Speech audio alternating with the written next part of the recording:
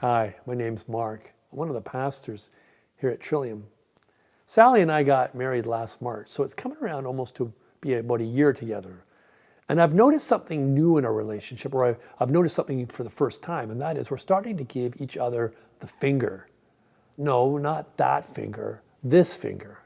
We're giving each other this finger quite a bit. And it got me thinking about an old Seinfeld episode where there's Elaine and Jerry with the finger in each other's face, and it's quite hilarious how they handle it. And I think Sally and I are a little bit more evolved than Elaine and Jerry. And we mostly laugh when we see the finger come out. It's quite amusing for us. But the finger is actually quite a powerful gesture. When you point the finger at someone or something, it's a very powerful gesture. I was thinking about a story of a bishop who wanted to amalgamate these two churches in East Anglia in England.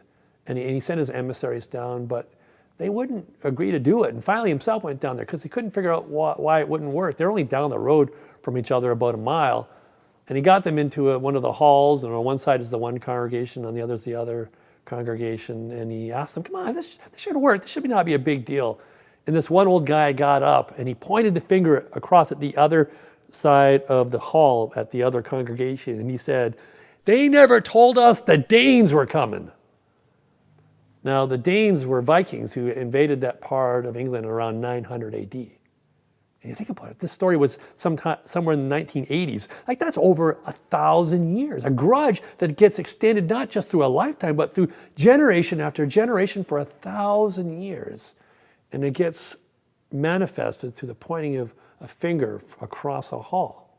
And it's a symbol, this finger of alienation, of separation, of judgment, condemnation, punishment. It's almost like an act of war. It's a gesture of war. It's certainly a win-lose gesture. And it's commonly used by most of us. We use it all the time.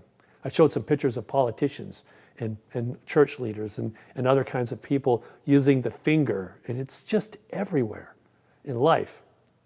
Now, we looked at a story about Matthew the tax collector. He became a disciple of Jesus. He followed Jesus. He was one of the 12. And it's an interesting story because there's Jesus walking along and he sees Matthew at his tax booth. And he says to him, come, follow me. He's almost gesturing with the finger, come follow me. And it says in that moment that Matthew got up and he immediately followed him. We have been looking at the story of Jesus through the stained glass pictures. We've looked at the birth, and then when Jesus was 12 in the temple last week, we looked at the story of the baptism of John. John offered a metanoia, an opportunity to change your basic frame of life, an opportunity to turn and start experiencing life in new directions. And there's Matthew in a metanoia moment with Jesus. And Jesus invites him to follow him, let go his way of life. See, to be a tax collector in the ancient world was a kind of tough job. In the old Roman Empire, they used to farm out taxation to corporations and individuals. And the person who bid the most for an area would get the contract, so to speak. And they would pay the government whatever they'd agreed to, and then they'd have to go out into the community and get that money back. And how they made profit was to get more money back from the community than they'd paid in the bid.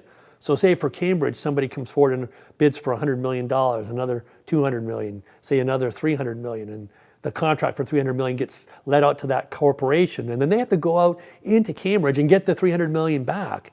And all their profit is anything above $300 million. So they put the squeeze on people hard. And people hated tax collectors. They hated what they did. They hated what they stood for. And the community around Matthew hated him. They hated him passionately. We don't know where Matthew was in the syndicate, whether he's high up or in the middle, but we know the community hated his guts. And it manifests itself in the finger, the pointing of the finger at him. They pointed the finger at him. They separated him, alienated him. They put him under judgment, condemnation, and punishment. And he was essentially a non-persona grata. He was persona non grata. He was not an evident person in their community. They totally shunned him. And Jesus comes along and he gets Matthew to follow. In a sense, he offers him a way back. This is a metanoia moment for Matthew. He can change his life in this moment by following Jesus. And not as only Jesus inviting Matthew to be his disciple, but he's back at Matthew's house in the next scene having a meal. And not just with Matthew, but with all of Matthew's compatriots, all the other gangsters and syndicate members, other kinds of riffraff and reprobate people. And the Pharisees come along and they see Jesus having a meal with Matthew and the gang, and they wag the finger at Jesus. And they say, how can you be doing this if you were the person you claim to be? How can you be hanging out with them? And I think the best analogy is, imagine Billy Graham having lunch with Larry Flint, back in the 70s when they were both kind of in the most famous in their lives. Imagine there's Billy Graham having lunch with the publisher of Hustler magazine, a really hardcore magazine. And not just with Larry Flint, but with all his associates, all the people in his business coming, and they're hanging out with Billy Graham. What would the Southern Baptist Convention say about that? Would they still come to his crusades? Would they still see him as a spiritual teacher or leader within the Christian faith? What about the charismatics and Pentecostals? What about good United Church folk? What would we have to say about that? And I think that it was shocking in Jesus' time for him to be hanging out with Matthew and the gang, so to speak. But you got to understand, Jesus is about love. He's come into the world to show and manifest God's love. He's always about giving people that metanoia moment in life where they can turn their way of seeing life and come back home again. He offers everyone a way of getting back. In the story right before the story of Matthew, there's a story of a paralytic man who was born crippled from birth. He's living on the outskirts of the culture. The people shun him as well, and they have the finger on him because he's considered God-forsaken, jinxed. No one wants to touch him. And there's Jesus healing him by making him physically well. And now he heals Matthew by bringing him back into community.